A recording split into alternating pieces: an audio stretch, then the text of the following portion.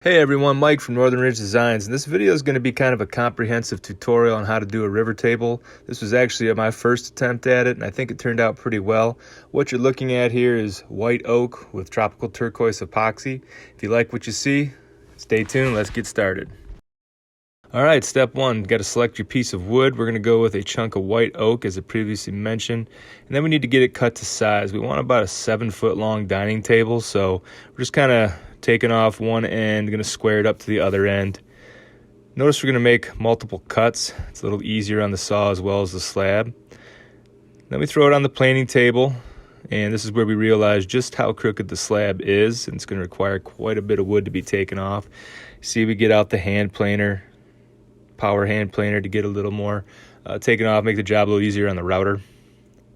When you're making passes with the router, you really want to stay well under 1/8 of an inch per pass. Any more than that, you're going to rip wood, plus it's just really tough on the router. So we try to take about a 1/16 off at a time, which ends up equaling a whole lot of passes.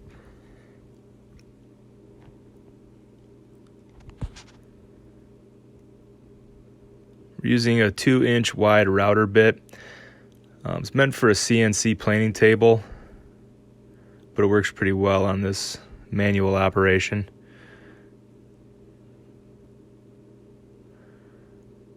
Lost my assistant, Brian, cousin of mine, helps on projects, more of a cousin Eddie. I think I'll lovingly refer to him as Cousin Eddie. Okay, so when you're done routing, you're left with these lines from the router bit, and they can actually be quite deep and kind of hard to get out. So you need to start with either a really low grit sandpaper, or what I like to go with is a grinder with a 50 grit metal sanding disc. Now you kind of have to be careful with this and keep it moving, because if you stay in one spot too long, you're definitely going to take off too much material. But it does make short work of the router lines. Okay, now we get a little better look. It just takes seconds and those lines are gone. Now the downside is you are left with some pretty deep sanding swirls, but they're a little easier for regular sandpaper to take out as opposed to the router lines.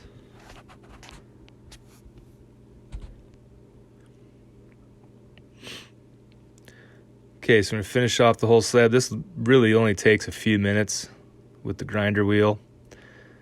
And you can see those lines are pretty much gone at this point. But as I said, they're a little harder to see, the swirl marks from it's such a rough grit sandpaper on that metal sanding disc. So you really have to be careful when you sand and make sure you get all those out. So once we have one side flattened, we're able to flip it over. Now we're going to flatten the other side.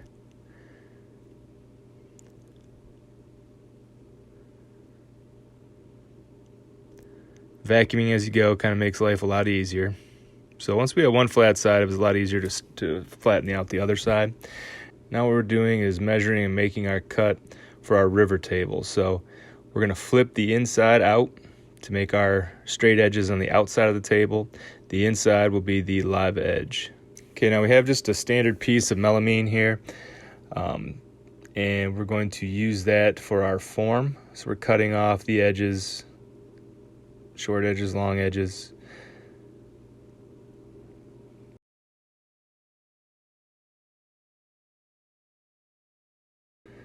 We're using a Craig jig to make pocket holes to secure our form to the table.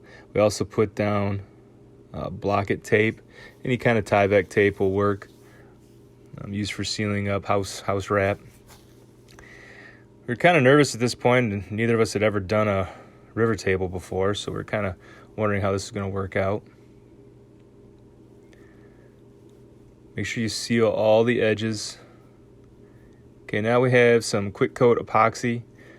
This stuff sets up in about 15 minutes, and we're just doing the edges of the table because we don't want the deep pour epoxy to soak in. Now we've let that dry, roughed it up a little bit. We put the wood back in the form, poured another layer of quick coat seal epoxy on there, and then are using that to glue our slab down to the table. We don't want it to rise up or move when you pour the deep pour epoxy. And what we're using here is a deep pour can be a deep pour epoxy, which can be poured up to 2 inches, and our table is about 1 inch 7/8 thick, so it's worked out perfect for us.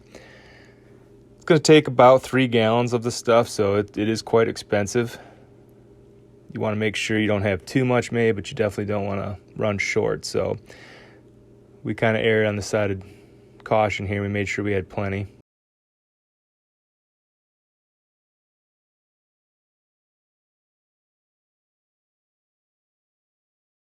You need to mix this up with a stick from this particular brand. If you use a regular power mixer, it just incorporates too many bubbles. So mix it nice and slow.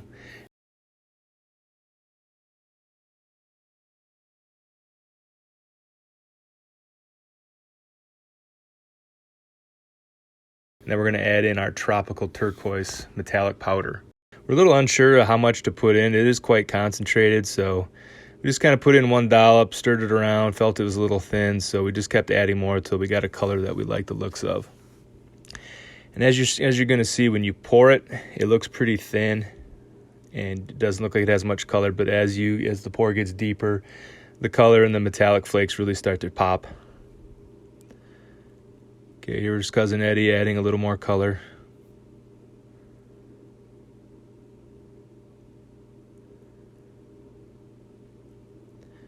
You want to pour this stuff, this particular brand, Stone Coat Countertop Epoxy.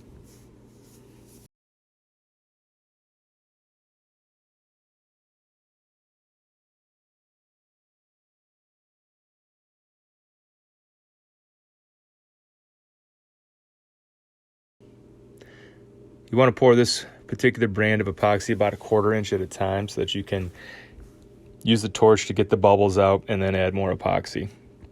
So here as I'm pouring nice and slow, you can see that it's really quite clear. You can see the blocket tape underneath. It's about 1/4 inch deep. So we're torching out the bubbles. It is self-leveling.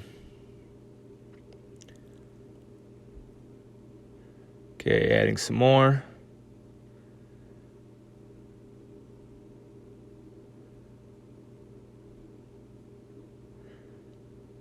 Now you can see as it's getting thicker.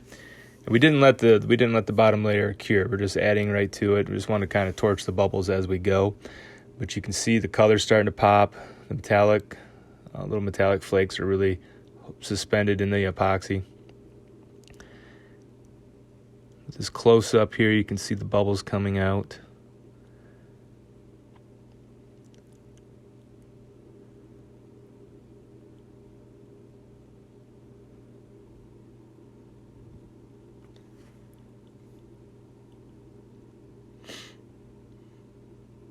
Okay, pour 1/4 inch, torch, pour 1/4 inch, torch. Now we're getting pretty close up to the edge. This stuff will shrink up on you a little bit, so you want to be right up to the edge, if not pouring over just a little bit. Otherwise, you're going to have to do a little extra planing.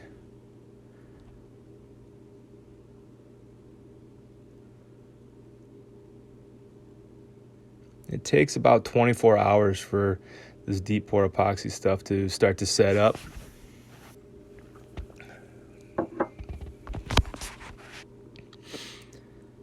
Okay, now once we have all our epoxy in, about as much as we think we're going to put in, coming through and just kind of stirring it up to sort of get a look that I want. Again, this is the first time we've done this, so we're just kind of playing with it at this point, but it really started to take some neat shapes on its own. We're based out of Michigan, and I think in the end it looks a lot like our state gemstone, the Michigan Greenstone.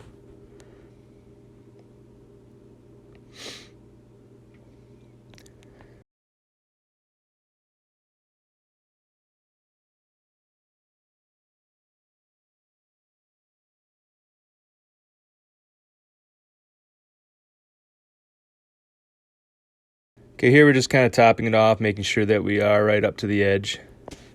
We don't want to waste a bunch of epoxy. You see it's starting to flow over in kind of a little bit of a low spot.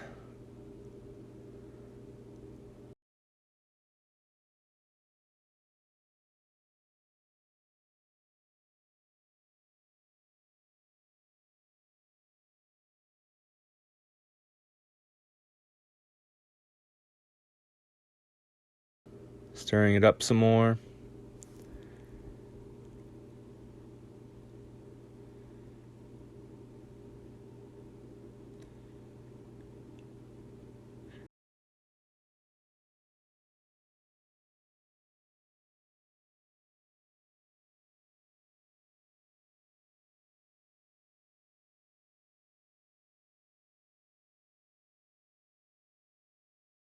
Okay, now in this video kind of time lapse, you can, if you look closely, you can see that it's starting to swirl on its own. That's the epoxy just starting to move around and some of the metallic flakes settling and raising up. So it's really taken on a pretty awesome shape by itself here with the time lapse.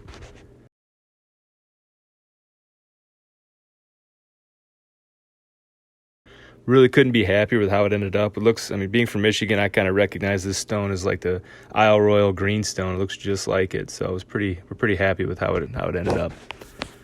Okay, moment of truth, taking the form apart, and it actually came up quite easy. We were pretty happy with how it popped right off the form. We didn't use any release agent or anything. It's just the house wrap tape.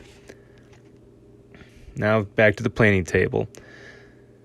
Want to end up with a perfectly flat surface. You can see that the river table did indeed shrink just a little bit in the middle as we were shaving the wood off, but it wasn't taking the epoxy off. We wanted to make sure we had a nice flat surface when we flipped it over and repeated the process.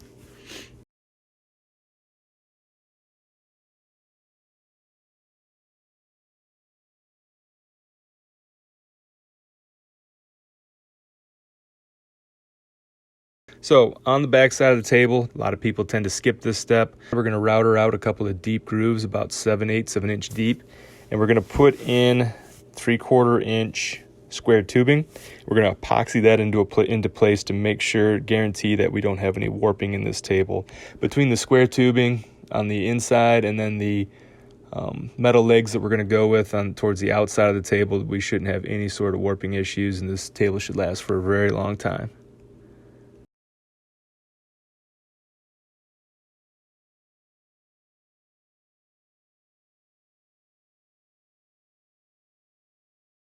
Okay, last set of router marks.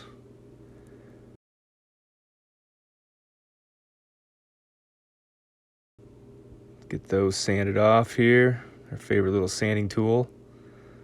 Just saves so much time.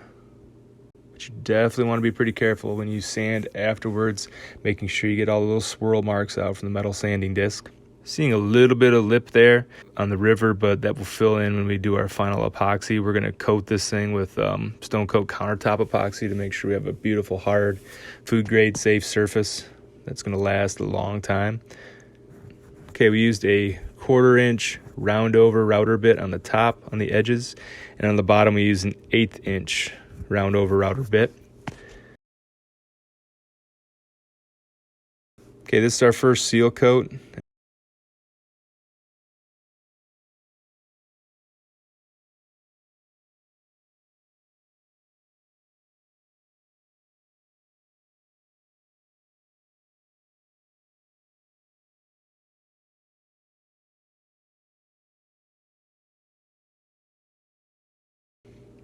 We're going to do 3 seal coats, and if you're interested in how to do seal coats, check out some of our other videos. We go into a little more depth on how to do seal coats on wood.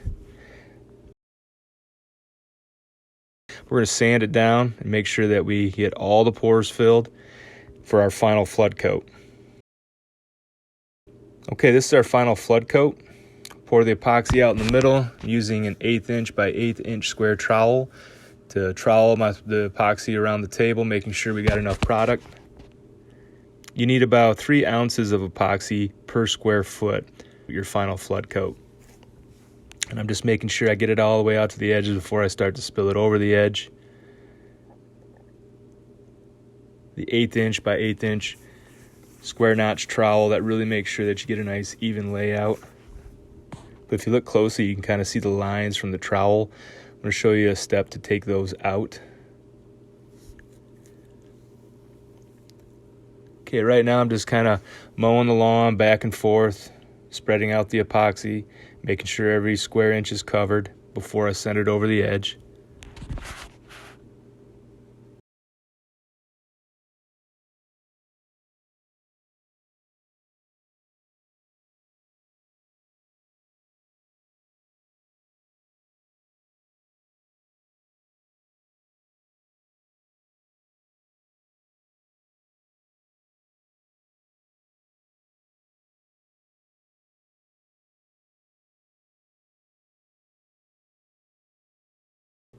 Okay, so we're starting to push the epoxy over. Cousin Eddie's coming through, wiping off the drips. All right, what I'm doing here is I have a short paintbrush, high quality paintbrush, which made sure I got all the loose fibers out of it before we got started. And I'm just gonna chop out these lines. Basically, we're just gonna do a random pattern, slapping the epoxy, and it's gonna knock out those square notch trowel lines. And because epoxy is just naturally self-leveling, we're not going to worry about any of those little dips and grooves from the chopping process. They're all going to level right out nicely. Now when you start to torch it, you're going to see the bubbles popping out, and it's also going to help it lay out to a nice glass top finish. Okay, at this point we're looking it all over, making sure we didn't have any brush hairs come out, any large pieces of dust, anything that's visible. Now's a good time to get it out while the epoxy is still leveling out. So I'm using a pick here to get a couple of pieces of dust that fell in.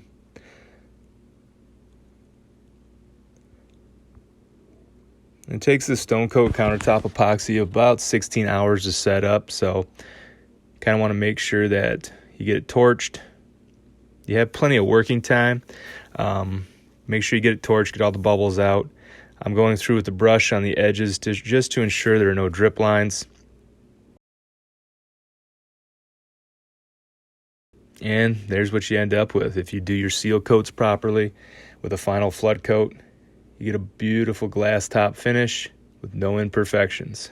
It also really helps that river table epoxy come out in the middle. The tropical turquoise is just popping. Almost seems to glow.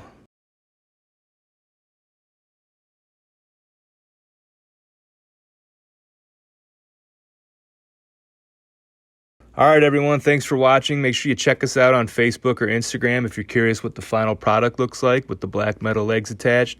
Also, please hit that subscribe button if you want to see more updates from Northern Ridge Designs.